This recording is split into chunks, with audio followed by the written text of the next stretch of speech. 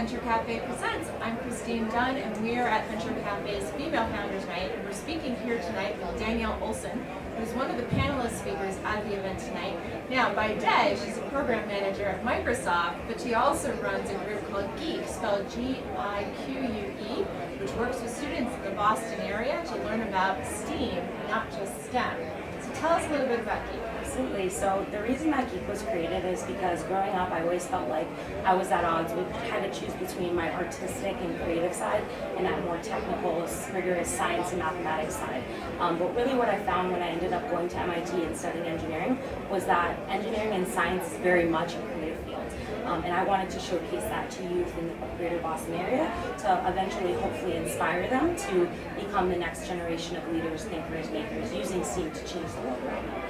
So we have two main focuses. We run an after-school program in partnership with the Boys and Girls Clubs of Dorchester. So every Tuesday night we have mentors from the community who self-identify as geeks, work with our youth to create amazing things, pinhole cameras, holograms, wearable technology, all sorts of amazing creations. And then we also have a program called the Science Can Dance program. And this was created by my co-founder, Ashley Polanco, who was a chemistry major at MIT and also a hip-hop dancer and choreographer. And she's now pursuing her PhD in chemical engineering. So she wanted to teach youth who are passionate about dance and movement about STEM concepts through dance, choreography, and movement. So our Science Can Dance program engages girls from elementary school through middle school in learning about STEM concepts through body movement and dance and things like that. So talk to me a little bit about that. What do you mean by that? I mean, I'm trying to imagine a class, so how does she integrate those concepts in as well? Great question. So one example that's very personal to me, I was a computer science major and I'm actually going to get my PhD in computer science. So one of the sessions we teach is all about CS and exposing our youth to that. And one example of how we've taught that through dance choreography is what is a function? In a program, function is sort of a bread and butter concept. You take an input, you put it through some sort of kind of process to modify it, and then you give it an output. So what we did was we created a dance choreography that basically had our students line up.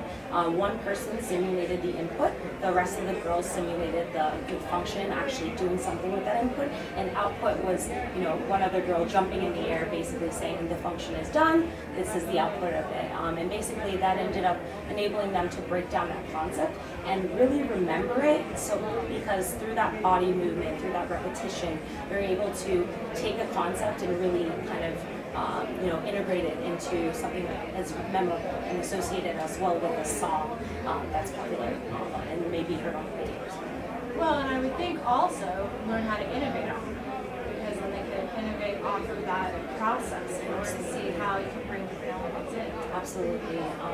It's pretty amazing just seeing how our students have gone from our fall hands-on STEAM program to now we're doing a Hack Dorchester program where basically our students are working in teams to create their own innovations. We have students that are creating shelters run by robots that are actually prototyping that using Scratch, which is creating a program that when you wave at the computer, the robot greets you and introduces you to the shelter.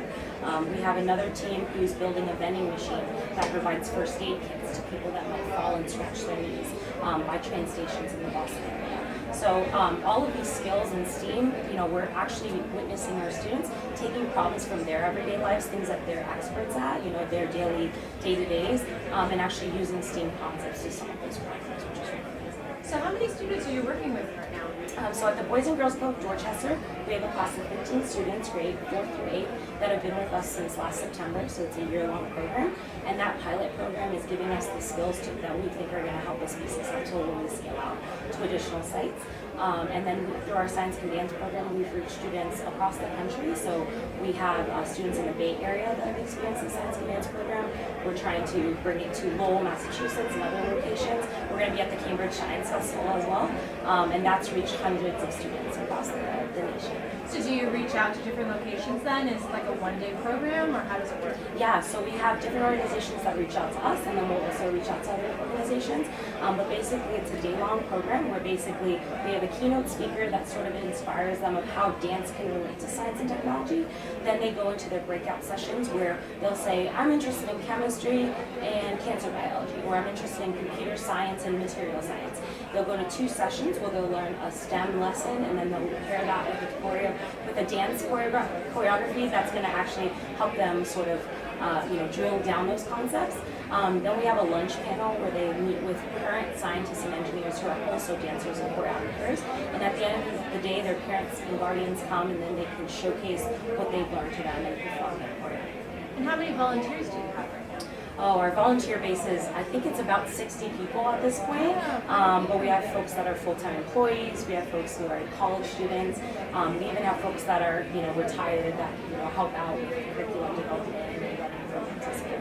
So here's the question: how do you fit it all in? You have a full-time job at Microsoft, and then you run this program on top of it. So how do you do it? I think passion is really important when it comes to working really hard. I think at the end of the day, because I love what I'm doing with my students, with my co-founders, it really doesn't feel like work anymore. It feels like I'm doing something to help people in my community. I'm helping inspire that next generation of engineers, scientists, artists, and dancers, things like that. And when you really think about connecting the dots, sending emails late at night and planning logistics, it doesn't feel as much as a big burden when you realize that, oh wow, I'm actually going to be making a difference potentially in the lives of the students that are participating.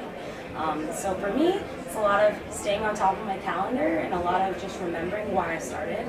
But that's really what gets me through balancing both work and So now imagine you're sitting in front of a room of middle school girls. We've actually had a lot of conversations tonight with women who said, a lot of girls in middle school and automatically say, I'm not good at math, I'm not good at this. So talk to those girls. What do you want them to hear? What do you want them to know? Yeah, I want them to understand, okay, well, one, how did you get here today? What are the things around you that, enable you to live, work, play, communicate? How things change over time. And last but not least, are there problems in your day-to-day life that you're passionate about? I don't try to push engineering on youth. I try to ask them if there's problems that they really want to work on and solve, and then I just try to do my best to expose them to different methods that engineering gives us to solve those really hard problems.